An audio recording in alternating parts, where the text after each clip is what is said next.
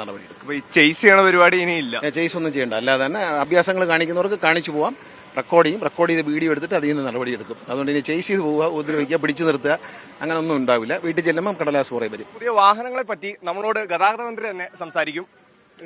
പുതിയ വാഹനങ്ങൾ വന്നേക്കുന്നു, 52 പുതിയ വാഹനങ്ങൾ നമ്മളെ കാക്കാൻ. 52 പുതിയ വാഹനങ്ങൾ അപകടങ്ങൾ കുറയ്ക്കാനും എൻഫോഴ്സ്മെന്റിന് വേണ്ടിയിട്ടാണ്. അത് നമുക്ക് വളരെ ഗുണം ചെയ്യും. നമ്മുടെ അപകടങ്ങൾ കുറയ്ക്കുക, മരണങ്ങൾ കുറയ്ക്കുക എന്നുള്ള മോട്ടോർ വാഹന വകുപ്പിന്റെ ലക്ഷ്യമാണ്.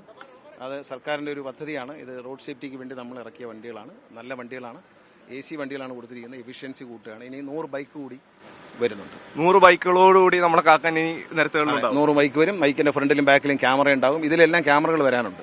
ഇൻസൈഡ് ക്യാമറ, അകത്തെ എല്ലാം വരാനുണ്ട്. അത് ഇതിനകത്ത് പിടിപ്പിക്കാനുണ്ട്. ക്യാമറ ഓർഡർ ചെയ്തിട്ടുണ്ട്.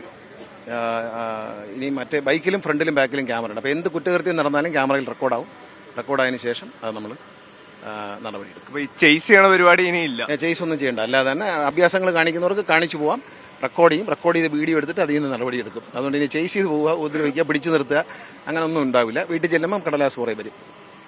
വാട്സാപ്പിലായിരിക്കും ഇനി ഫൈൻ വരുന്നത്. ഫൈൻ വാട്സാപ്പിലേക്ക് മാറും. വാട്സാപ്പിൽ നിരന്തരമായി ഫൈൻ റിപ്പോർട്ട് വന്നുകൊണ്ടിരിക്കും. ഈ ക്യാമറ അടിക്കുന്നതും വാട്സാപ്പിൽ വരും.